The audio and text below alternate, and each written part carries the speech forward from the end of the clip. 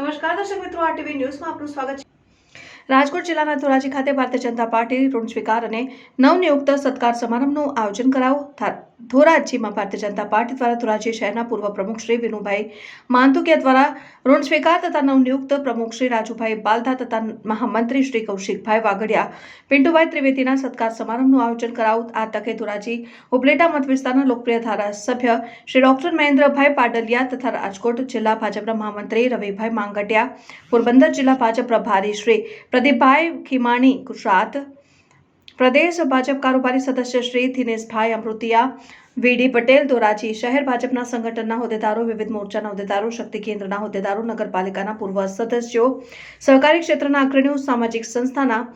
અગ્રણીઓ, વિવિધ જ્ઞાતિના અગ્રણીઓ, વિવિધ ગૌશાળાના અગ્રણીઓ, પત્રકાર મિત્રો, વિવિધ સત્સંગ મંડળની મહિલાઓ અગ્રણીઓ, શ્રેણીના ભાઈઓ બહેનો ઉપસ્થિત રહીને ધોરાજી શહેરના પૂર્વ પ્રમુખ અને નવનિયુક્ત પ્રમુખ અને મહામંત્રીઓનું સન્માન કરીને શુભકામનાઓ પાઠવી હતી। રાજુ બાલધા, પ્રમુખ શ્રી ધોરાજી શહેર ભાજપ, આજ રોજ ધોરાજી શહેર ભાજપ વતી કાર્યક્રમ રાખે, જેમાં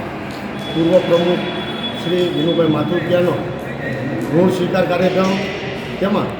અમો નવનિયુક્ત થયેલ પ્રમુખ તથા મહામંત્રીનો સત્કાર સમારંભ રાખે। આ તકે અમારી જે નિયુક્તિ કરેલ છે તેમાં ધારાસભ્ય, સંસદ સભ્ય, શહેરના તમામ આગેવાનો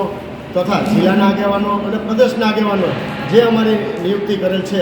તેમાં અમે જે કંઈ